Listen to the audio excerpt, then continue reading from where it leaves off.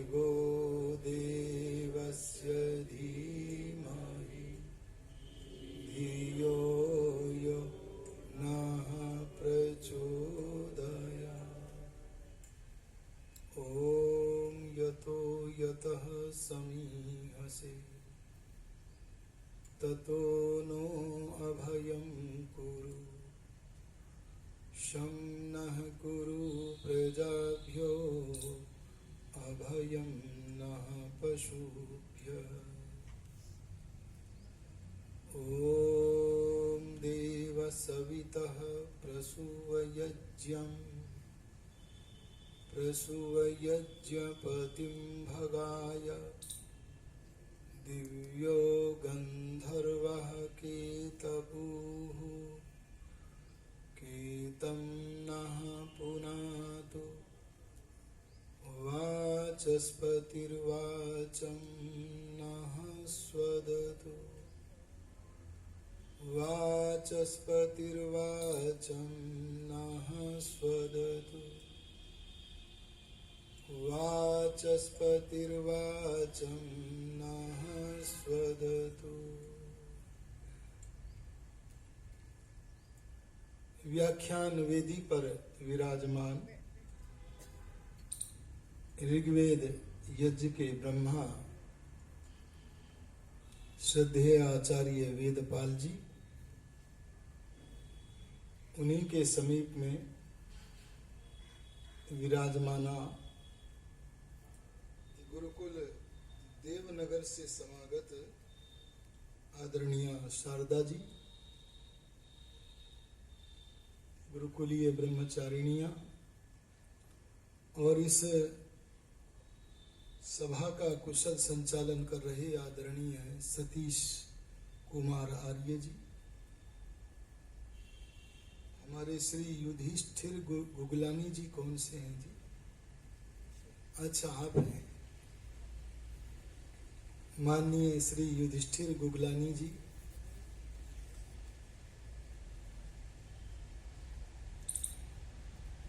सम्मान्य मातृशक्ति धर्मनिष्ठ आर्यजनों,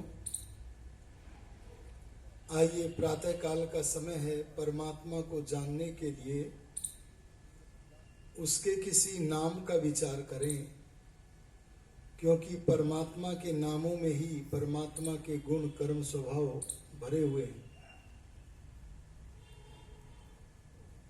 इसीलिए कहा है कि उसके नाम का जब जप करें तो उस जपनीय नाम के भीतर जो वस्तुएं भरी हुई हैं उनका विचार करते हुए करें। एक बार मैंने कहा कि परमेश्वर के नाम का जप किया करो, तो एक सज्जन खड़े होकर बोले, क्या धरा है परमात्मा के नाम में? तो मैंने उससे पूछा, तुम्हारे घर मटकी है? तो कहने लगा, हाँ मटकी है। तो मैंने पूछा, क्या धरा है मटकी में? तो वह बोलता है कि मटकी में मक्खन रखा हुआ है। ध्यान देना, जैसे आपके घर की मटकी में मक्खन रखा है, ऐसे ही परमात्मा के नामों में परमेश्वर के गुण कर्म स्वभाव भरे हुए हैं। अगर आप उस परमेश्वर के गुण कर्म स्वभावों का ज्ञान प्राप्त करना चाहें तो परमेश्वर के नाम के अर्थ का विचार किया करें। बहुत गहराई है परमेश्वर के नामों में। आर्य समाज के द्वितीय नियम में सत्यार्थ प्रकाश के प्रथम समुल्लास की तरह ही कुछ नाम महर्षि दयानंद जी ने रखे हैं। उनमें प्रथम नाम है सच्चिदानंद स्वरूप। क्या है जी? ये नाम 3 नामों से मिलकर के बना है। और वे 3 नाम कौन कौन से हैं? सत, चित और बोलो, अर्थात परमात्मा सत स्वरूप है, परमात्मा चित स्वरूप है और परमात्मा आनंद स्वरूप है। आइए आज हम सत शब्द का थोड़ा सा विचार करके परमेश्वर का गुण कीर्तन करते हैं। सत शब्द का अर्थ करते हुए सत्यार्थ प्रकाश के पहले समोल्लास में महर्षि दयानंद जी महाराज लिखते हैं, यदस्ति त्रिषु कालेषु तत्सत। क्या लिखा? जिसकी सत्ता तीनों कालों में विद्यमान रहती है। कब? अरे बोलो कब? जिसकी सत्ता तीनों कालों में विद्यमान रहती है, अर्थात जो कभी उत्पन्न नहीं होता, और जैसे उत्पन्न नहीं होता वैसे जिसका कभी विनाश भी नहीं होता। बोल दो, उसका नाम क्या है? सत। जो कभी उत्पन्न न हो, इसी कारण जिसका कभी विनाश न हो, तीनों कालों में जिसकी सत्ता हो। ये तीन काल हमारी दृष्टि से हैं, परमेश्वर के लिए सब काल वर्तमान है। तो तीनों कालों में जो विद्यमान हो उस सत्ता को क्या कहते हैं? सत। अच्छा, भगवान ही भगवान सत है या और कोई वस्तु भी सत है जी? बोलो, आत्मा सत है जी? प्रकृति भी सत है, पता लगा ईश्वर भी सत है। अरे बोलो, जीवात्मा भी सत है, और बोलो प्रकृति भी। सत का क्या अर्थ बताया था? जिसकी सत्ता सदा से है और सदा रहेगी, तीनों कालों में बनी रहेगी, उसका नाम सत है। विदित हुआ ईश्वर भी सत है, जीव भी सत है, और बोलो प्रकृति भी। अच्छा, जरा विचार करो, एक एक को लेवेंगे, विचार करेंगे। ये हमारा सूर्य सत है कि नहीं? अरे बोलो ना, हाथ खड़ा करके बोलो लंबा सा, तभी तो पता लगेगा, आवाज थोड़ी आएगी। लंबा सा हाथ करो। एक ही हाथ हो रहा, आप तो अकेले रह गए। 1 2 3 4 5 6। ये कहते हैं कि सूर्य सत है, कुछ लोग हाथ खड़ा नहीं भी कर रहे हैं। जो कहते हैं इस सूर्य सत नहीं है, तो मैं मना वालों का हाथ कहां खड़ा करवा रहा हूं? मैं तो ये कह रहा हूं जो कहते हैं सूर्य सत है वो करो। उल्टा उत्तर लिख दोगे, फेल ना होंगे। मेरा प्रश्न ही नहीं सुना था क्या? तो बिना समझे क्यों कर दिया हाथ खड़ा? जो ये कहते हैं फिर से करो हाथ, सूर्य सत है, वे फिर से एक बार कर दो। 1 2, घटवा दिया आपने तो हाथ। अच्छा, जो ये कहते हैं सूर्य सत नहीं है, इधर भी कोई खड़ा है क्या हाथ? हाँ, इधर खड़े हैं। अच्छा चलो, सूर्य तो लोग मान रहे हैं कि सत है। आपका ये शरीर सत है कि नहीं?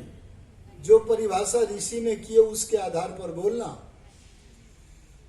यद्यपि ये सत्ताएं कुछ काल के लिए तो सत है, लेकिन ऋषि दयानंद ने वहां सत शब्द का जो अर्थ किया है, यदस्ति त्रिषु कालेषु, जो तीनों कालों में विद्यमान रहे, उसका नाम क्या है? सत।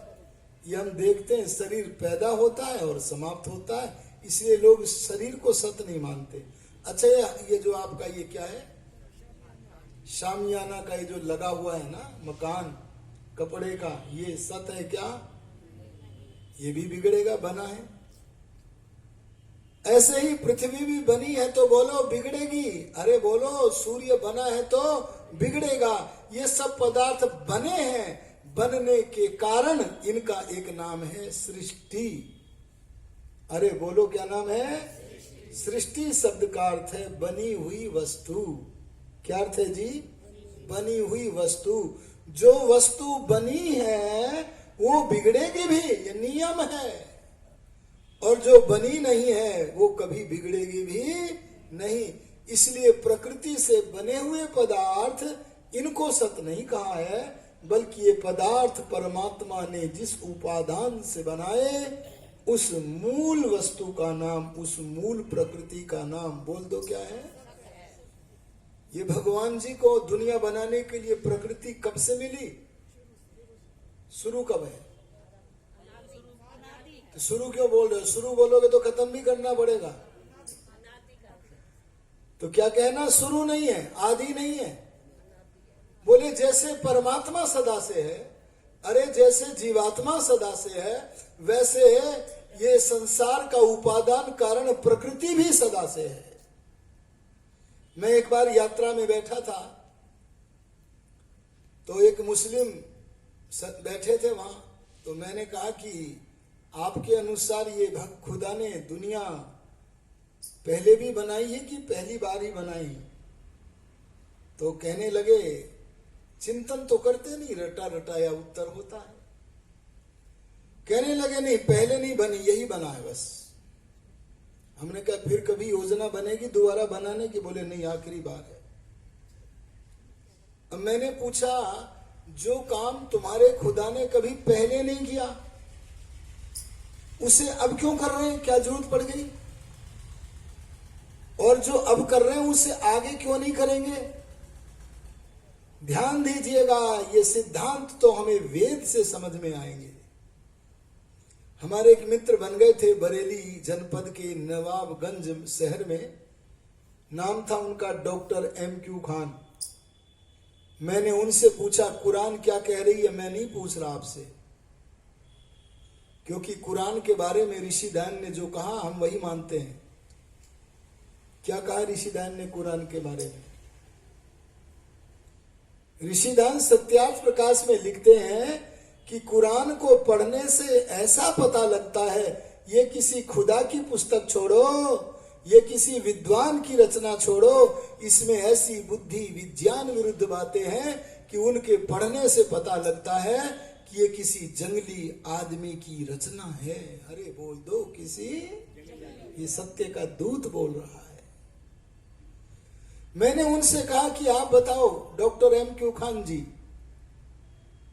आपका फिर से जन्म होगा कि नहीं?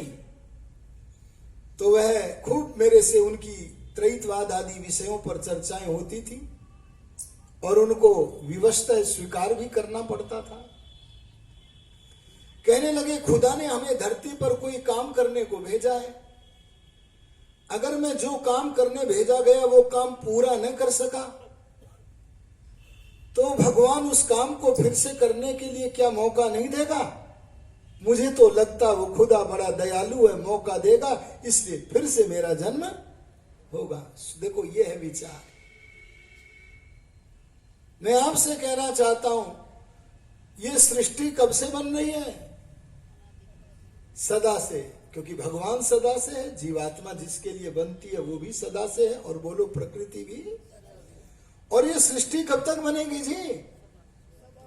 ये कभी नहीं रुकेगी। बनना बिगड़ना, बनना बिगड़ना ये प्रवाह से चल रहा है, निरंतर चल रहा है, ये कभी आरंभ नहीं हुआ और बोलो कभी समाप्त भी। इसीलिए ऋषि ने कहा यद अस्ति त्रिषु कालेषु, जो वस्तु जो सत्ता तीनों कालों में बनी रहती है उस सत्ता का नाम क्या है? सत। और सत पदार्थ हैं तीन, ईश्वर, जीवात्मा और सृष्टि को परमात्मा ने जिस उपादान से बनाया वह मूल प्रकृति। ये तीन वस्तुएं सत है। अच्छा, जीवात्मा भी सत है या नहीं?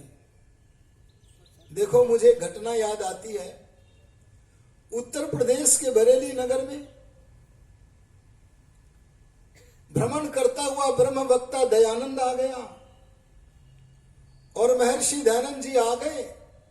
प्रवचन हो रहे हैं। एक उस समय के करोड़पति लक्ष्मी नारायण जी के यहां ठहरे हुए थे, उनके बाग में। श्रोताओं में बड़े बड़े लोग आते थे ऋषिदान को सुनने के लिए। अपने जमाने का असाधारण वक्ता था, जहां पर असत्य का लेश भी नहीं होता था। अरे जहां पक्षपात शून्य वाणी निकलती थी, भगवान से पूछ पूछ कर बोलने वाला वक्ता था। ऐसे व्यक्ति को भला सुनने क्यों ना आवे? वहां कमिश्नर रीड्स बैठा होता था, कलेक्टर श्रोताओं में बैठा होता था।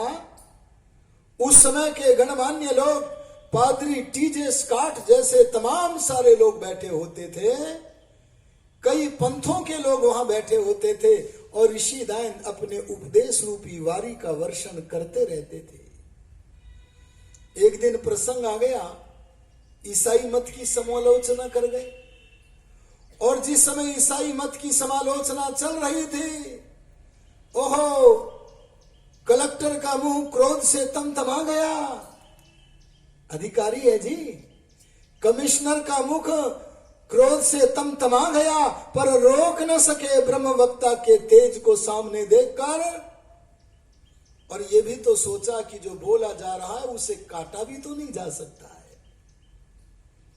लेकिन घर जाकर के जिनके निवास पर ठहरे थे महर्षि दयानंद, उन लक्ष्मी नारायण जी को बुलवा लिया और उनसे कहा, अपने पंडित दयानंद जी से कह दो जरा कठोरता से काम ना लिया करें।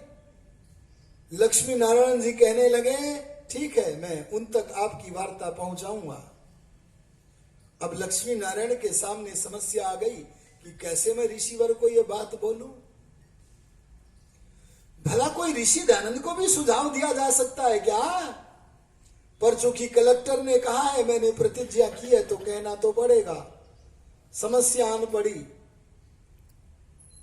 मुंशी राम जी लिखते हैं, जो आगे चलकर स्वामी श्रद्धानंद बने, बोले समस्या के समाधान के लिए महर्षि दयानंद को यह संदेश देने के लिए कि कड़ाई से काम न किया करें, मुझ नास्तिक को उन्होंने पकड़ लिया। किसे पकड़ लिया? हाँ, स्वामी श्रद्धानंद जी। उस समय तो मुंशी राम थे, नास्तिक भी थे।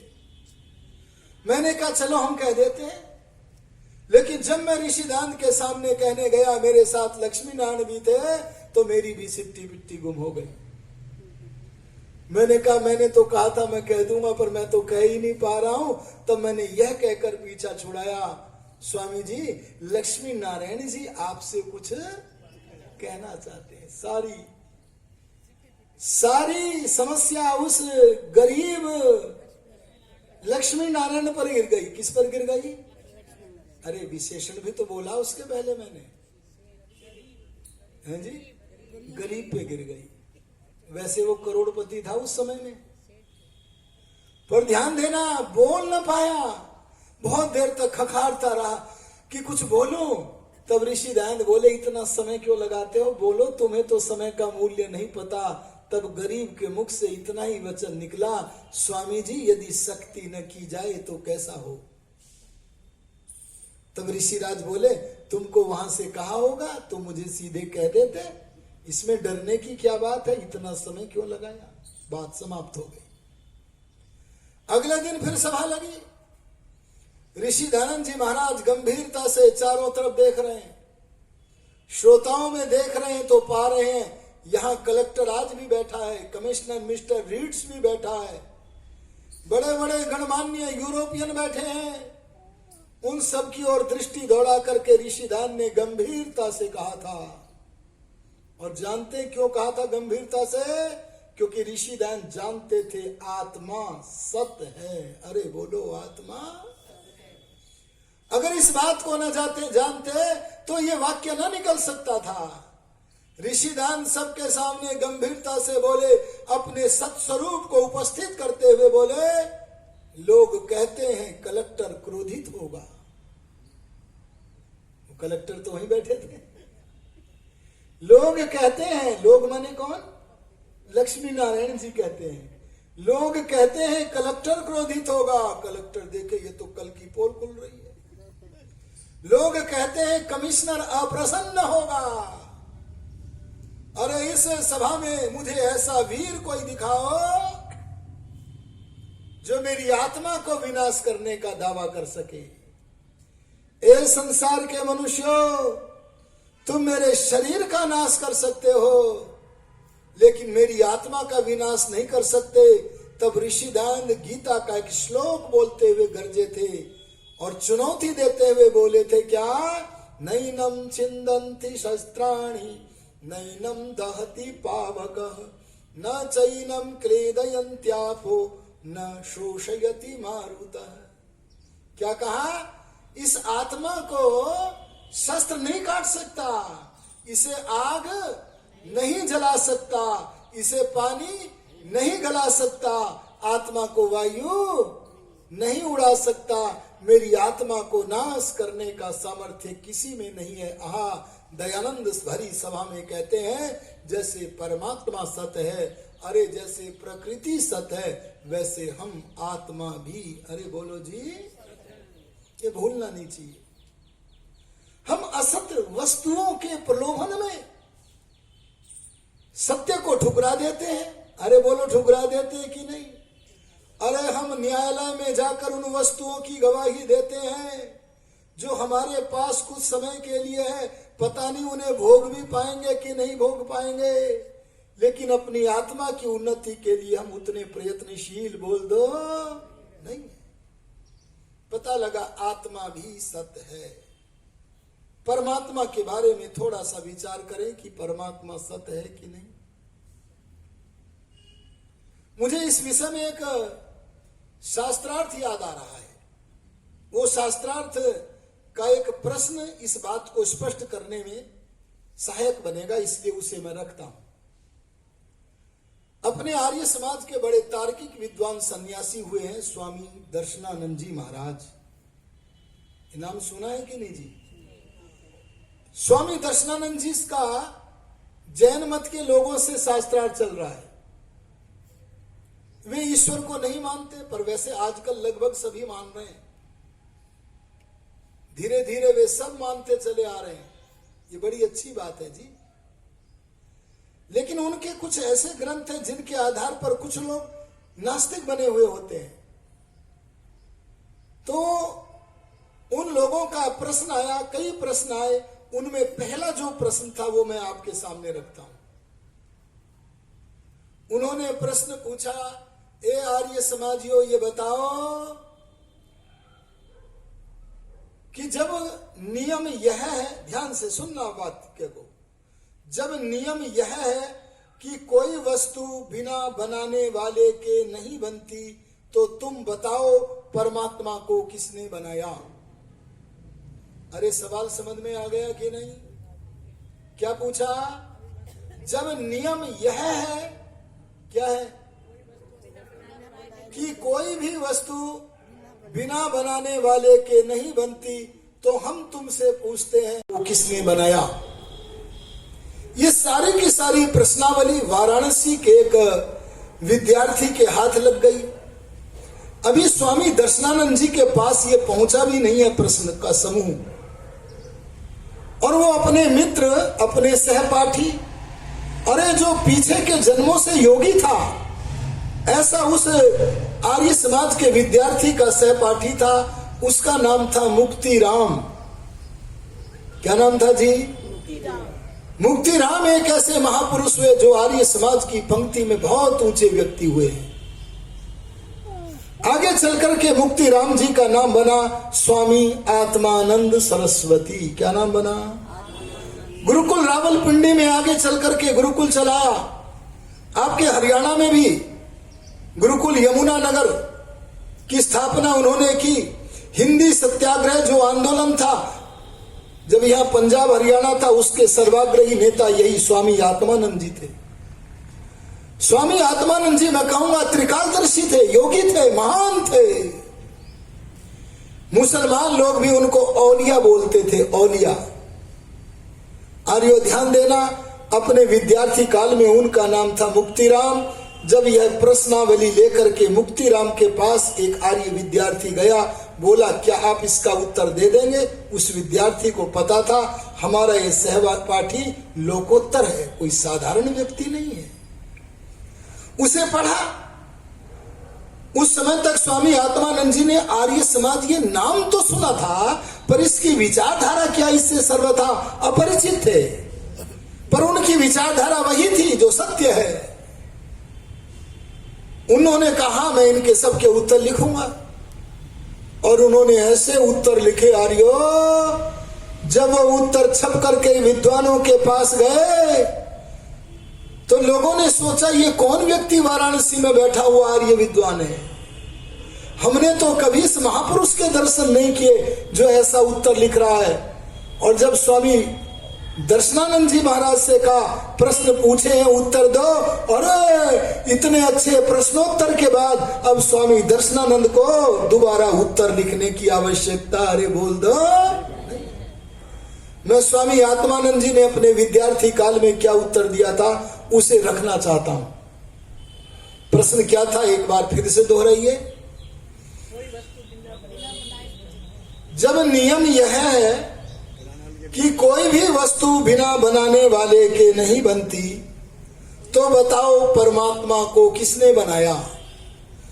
शास्त्रार्थ की शैली में ही कई बार विचित्र विचित्र ढंग अपनाने पड़ते हैं।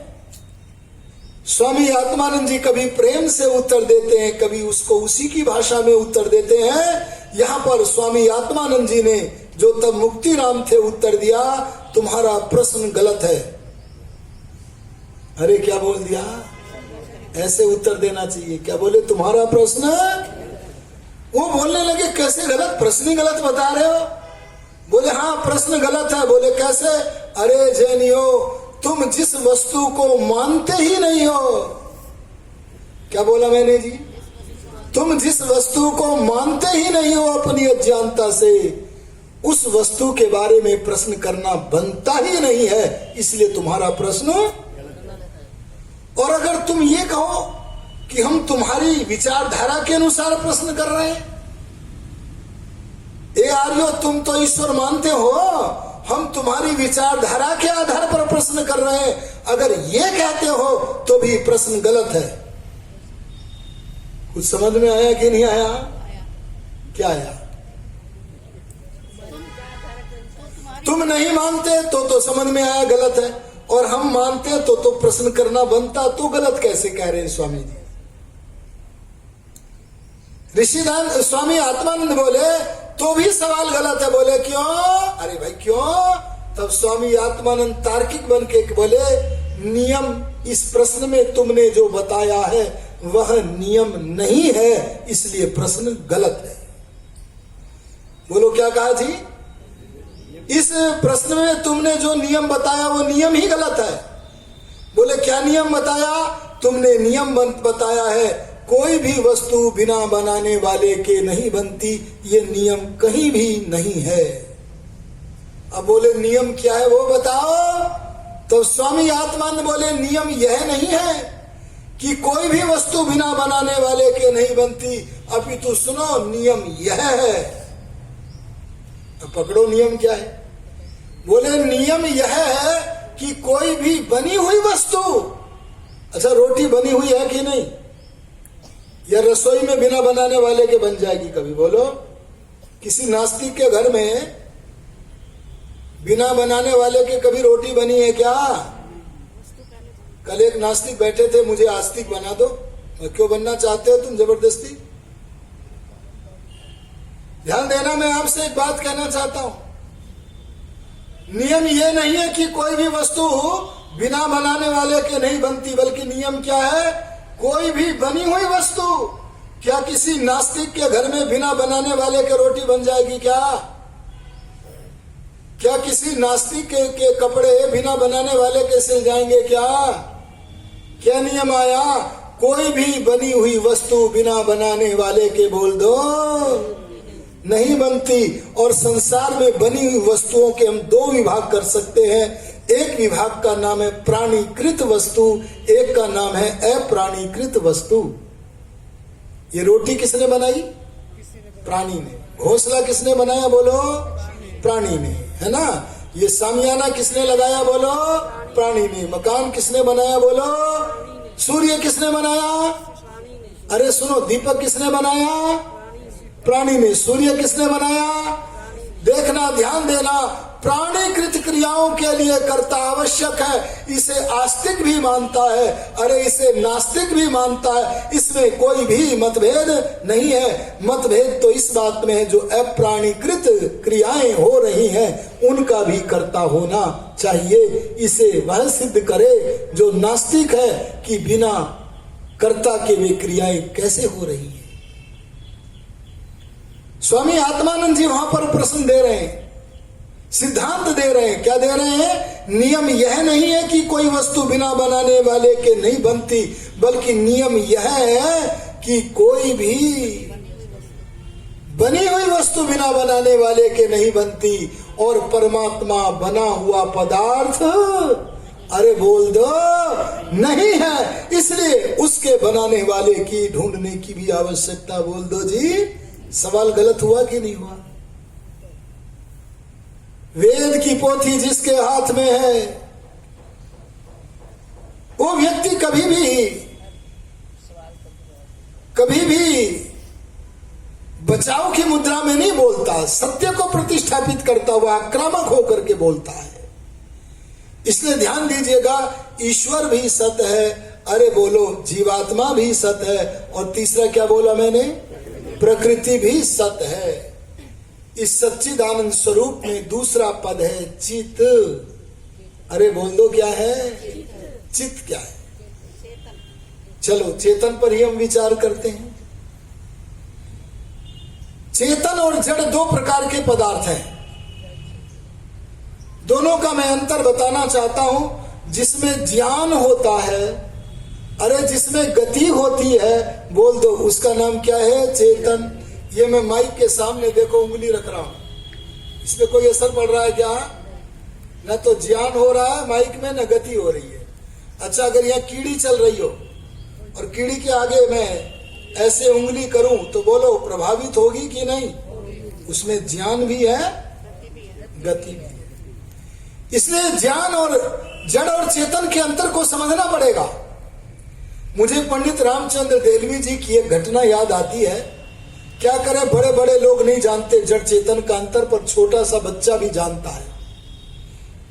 वे हापुड़ में रहते थे और जिस परिवार में रहते थे बस 3 ही सदस्य थे, पंडित रामचंद्र देलवी जी, उनकी बेटी और एक बेटी की भी बेटी, 3 लोग रहते थे।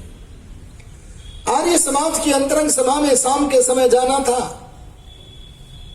छड़ी नहीं मिली, बिना छड़ी के ही चले गए। अंतरंग सभा करके वापिस आए, सो गए। सवेरे दिनचर्या के बाद जब वो उछलती कूदती छोटी सी 6-7 साल की बिटिया आई तो पंडित जी उससे बोले, बेटी तुमने मेरी छड़ी उठाई है क्या? तो 7 वर्ष की बेटी बोली, नहीं नाना जी, मैंने आपकी छड़ी नहीं उठाई। तब पंडित जी कहने लगे, मुझे तो ऐसा लगता है कि जैसे मेरी छड़ी की आदत खराब हो गई है। क्या बोला जी? यारी समाज के विद्वान कई सारी बातें उसमें देने का प्रयास करते हैं। उस छोटी सी बेटी के सामने बोले, मुझे तो ऐसा लगता है मेरी बेटी कि मेरी छड़ी की आदत खराब हो गई है। वो हमें तीनों को बिना बताए कहीं चली जाती है और जब मन करता है घर में आ जाती है। ध्यान देना, छोटी सी बेटी भी जड़ चेतन के अंतर को जानती है। और क्या बोली? नहीं नहीं नाना जी, नहीं नहीं नाना जी, ऐसा कभी नहीं हो सकता। छड़ी तो जड़ है, वह स्वयं न जा सकती है। और बोलो ना, जरूर हमें में से किसी ने उठाया होगा। पंडित जी बोले, मैं सत्य कहता हूं, मैंने नहीं उठाया। तुम भी कहती हो तुमने नहीं उठाया, और तुम्हारी माँ से भी पूछ लिया, वो भी मना करती है। अब बताओ मेरा वचन असत्य कैसे है? बोले नहीं, ऐसा संभव नहीं। आश्चर्य, हम इस बात को जान नहीं पाते। महात्मा प्रभु आश्रित जी बड़े पते की बात कहते थे। वो कहते थे, दुनिया के लोगों, मैं तुम्हें एक आश्चर्य के दर्शन कराता हूं। अरे बोलो किसके? बोले कौन सा आश्चर्य? बोले एक मनुष्य मंदिर में, प्रतिमा में प्राण प्रतिष्ठा का कार्यक्रम रखता है। अरे बोलो रखता है कि नहीं? उसमें प्राण प्रतिष्ठा हो गई, इसका कभी किसी को कोई परिचय प्राप्त नहीं होता, या होता है, लेकिन मान ली जाती है कि प्राण प्रतिष्ठा हो गई। अब आश्चर्य यह है कि एक बार जिस जड़ वस्तु में प्राण प्रतिष्ठा कर दी, उसमें से कभी प्राण अलग, अरे बोलो। और ये जो हमारा शरीर है, इसमें भी तो प्राण प्रतिष्ठापक परमात्मा ने प्रतिष्ठा की है कि नहीं की? अरे बोलो, की है कि नहीं की? और हम प्रातः काल सायंकाल 2 समय भगवान से कहते हैं, क्या कहते हैं? जीवेम शरदः शतम। क्या कहते हैं? भूयश्च शरदः शतात्। हम जानते हैं कि इसमें से प्राण अलग होंगे, इसलिए यह तो कभी नहीं कहते कभी प्राण अलग ना हो, पर लंबे समय तक प्राण चले, ये तो मांगते ही है। बोलो, है कि नहीं?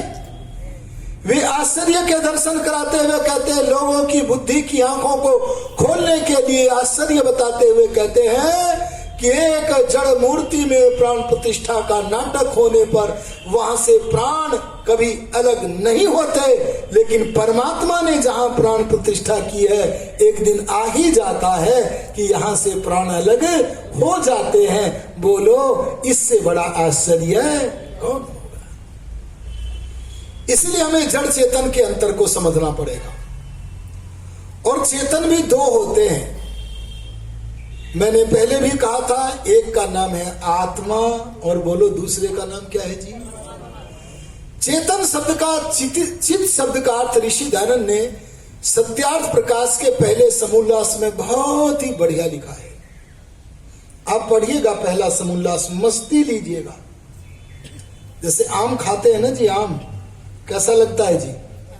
अरे बोल दो, बढ़िया लगता है ना, उसमें स्वाद है, रस है। ध्यान देना, ऐसी मस्ती अगर लेनी है ना, तो सत्यार्थ प्रकाश में बैठ करके पहले समुल्लास को पढ़ना, आनंद ही आनंद आएगा। जहां से भी चखोगे आनंद ही आनंद आएगा। वहां ऋषि दयानंद जी महाराज ने चित शब्द का बड़ा अच्छा मनमोहक अर्थ किया है। ऋषि दयानंद बोले, चित माने जो चिताता है। अरे बोल दो, जो चिताना माने? वाह वाह वाह, ध्यान देना, जो चिताता है, अरे जो जलाता है, अरे जो बताता है, जो समझाता है, ऐसे उपदेशक का नाम बोल दो क्या है? चित। अब यहां एक बात आती है हमारे सामने, हमारी माँ हमें चिताती है, यह तो हमें चर्म चक्षुओं से भी, कानों से भी दिखता है। बोलो जी, माता चिताती है कि नहीं? बेटा किसी भूत प्रेत के चक्कर में मत फंसना, ये झूठ बात है। बोलो, चिताया कि नहीं? अगर विदुषी माँ होगी तो कहेगी। बेटा सत्संग करना, कुसंग मत करना, बोलो चिताया कि नहीं? बेटा सत्य बोलना, असत्य मत बोलना, बोलो चिताया कि नहीं?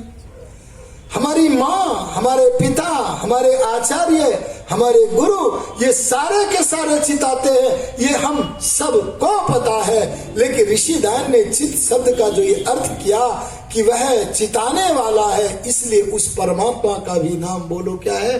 चित। अब जरा सही सही बताना। यहाँ वैदिक यज्ञ समिति के सत्संग में बैठे हैं, आपको मैं मानता हूं ये पता है कि परमात्मा चिताता है। ना ना ना ना, मैं वाक्यों को वापस लेता हूं इसको। आपको ये पता है कि माँ चिताती है, पिता चिताते हैं, आचार्य चिताते हैं, पर सच बताना, क्या कभी किसी ने ये फीलिंग किया कि भगवान भी चिता रहे?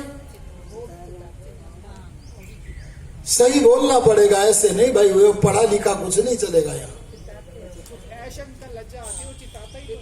आती है, आप सही कह रहे हैं। मैं इसको विस्तार में कल बताऊंगा जी, क्योंकि ये शब्द हमने बहुत बार पढ़ा है। कौन सा? हम जब कोई भी विचार करते हैं, अरे बोलो, हम जो कोई भी कर्म करते हैं तो अंदर भीतर कुछ कुछ होता है। बोलो, होता है कि नहीं? क्या होता है? जब हम अच्छा काम करते हैं तब अभय, तब निःशंकता, आनंद और उत्साह होता है। कहाँ होता है? आत्मा में। अरे बोलो, कहाँ होता है? ऋषि के शब्दों को पढ़ना। मैंने देखा ऋषि जी कहाँ होता हुआ दिखा रहे हैं, तो ऋषि ने क्या लिखा? आत्मा में होता है। पर लिख रहे हैं होता तो आत्मा में है, पर आत्मा की तरफ से नहीं होता। बोले आत्मा में हो रहा है, पर आत्मा की तरफ से नहीं हो रहा है। बोले किसकी तरफ से हो रहा है? बोले आत्मा में परमात्मा की तरफ से हो रहा है। और बोले जब हम कोई गलत चिंतन करेंगे, गलत कर्म करेंगे तो भी आत्मा में होता है। बोले तब क्या होता है? तो ऋषि बोले तब भय होता है, शंका होती है, अरे बोल दो, लज्जा होती है। ये भी आत्मा में हो रही है, पर आत्मा की तरफ से नहीं हो रही। किसकी तरफ से? परमात्मा की तरफ से हो रही है। ऐसा योगीराज महर्षि दयानंद कह रहे हैं। यहां पर एक व्यक्ति ने प्रश्न पूछा, हम कैसे माने भगवान की तरफ से हो रही है? एक व्यक्ति चोरी करने निकला। क्या करने निकला जी? तो जिस समय चोरी करने का प्रोग्राम बना रहा था, उस समय अगर भय होता तो मानते कि आत्मा की तरफ से हो रहा है। ध्यान से सुनना जरा। किस समय? जिस समय प्रोग्राम बना रहे थे, तब आत्मा की तरफ से भी हो सकता है और परमात्मा की तरफ से भी हो सकता है। लेकिन जब उसने चोरी करने का निर्णय कर लिया, निर्णय का मतलब चोरी करने के हानि और लाभ का विचार कर लिया, और विचार करने के कारण अविद्या, हठ, प्रलोभन आदि के कारण चोरी के कर्म में झुक गया। उस झुकते समय अगर उसको भय, शंका, लज्जा हो रही है, तब आत्मा की तरफ से नहीं, आत्मा की तरफ से तब तो हो सकती थी जब वो इस कार्य में अग्रसर होने का निर्णय कर रहा था। लेकिन निर्णय के बाद जब वह कार्य में अग्रसर हो रहा है, उस समय उस आत्मा के भीतर अगर भय, शंका, लज्जा है, तो आत्मा में आत्मा की तरफ से नहीं, बल्कि परमपिता परमात्मा की तरफ से हो रही है। इस बात का हम विस्तार कल चित स्वरूप परमात्मा इसी विषय पर अपना व्याख्यान करते हुए करेंगे। अब समय हुआ, अतः इन्हीं शब्दों के साथ अपनी वाणी को विराम देते हैं। और जो सज्जन हमारी स्वाध्याय की त्रैमासिक पत्रिका सत्य सुधा के पाठक बनना चाहते हैं, उसमें बड़े ही मूर्धन्य विद्वानों के चुने हुए लेख होते हैं। आप उसको पढ़ने के लिए आपके मन में कोई शंका हो, उसे हमारे पास भेजें। उस शंका का समाधान हम जिज्ञासा समाधान स्तंभ में करते हैं। उसके लिए आप सत्य सुधा त्रैमासिक के पाठक बने। वार्षिक सदस्यता राशि 120 रुपए है। मुझसे संपर्क करके अपना पता लिखाकर पाठक बने। इसी सूचना और वक्तव्य के साथ वाणी को विराम देता हूँ। ओम शम।